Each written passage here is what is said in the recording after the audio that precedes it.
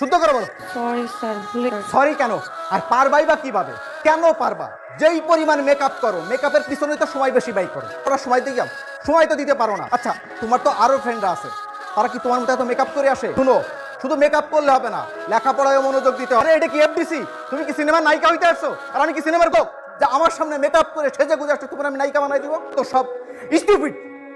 আমার একটা কোশ্চেন ছিল স্যার, আমি অনলাইনে একটা এক্সাম দিচ্ছিলাম। একটা কোশ্চেন ছিল, মেট্রো রেলের বগি কয়টা? মেট্রো রেলের বগি কয়টা? একটু বলবেন প্লিজ স্যার, মেট্রো রেলের বগি কয়টা?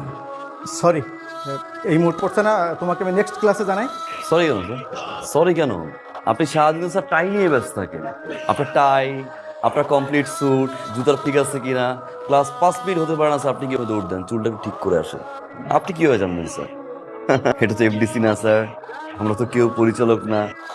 তুমি কিভাবে ভাবলে তোমার মতন একটা ছেলের সাথে আমি আমার মেয়ে ট্রিনার বিয়ে দেব?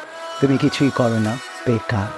গ্র্যাজুয়েশনটা পর্যন্ত তোমার বাবা একটা সাধারণ কর্মচারী, তোমার সাথে আমি আমার মেয়ের বিয়ে দেব।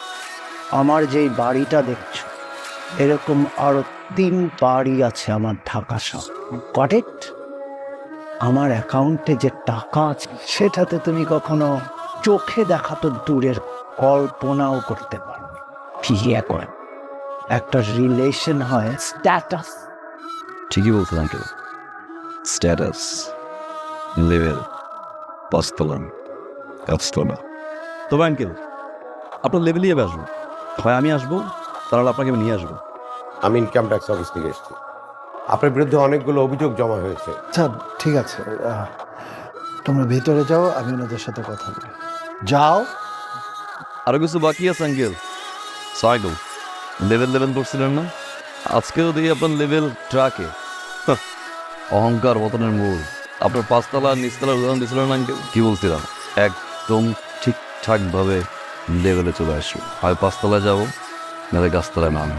আপনার তো নতুন বাসা, নিচতলার বা কোনো গাছ টাছ নাই, একটা গিফট নিয়ে আসছিলাম। তোমরা কি মনে করছি আমি এইসব টাকা পয়সা ধন দৌলত আমার জন্য করছি? আমার ভোগ বিলাসের জন্য?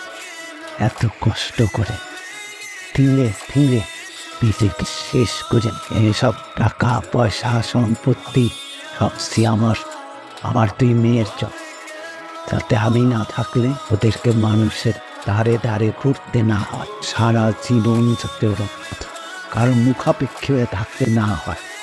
আজকে আবার সেই মেষ, বড় মেষ, পুরুষ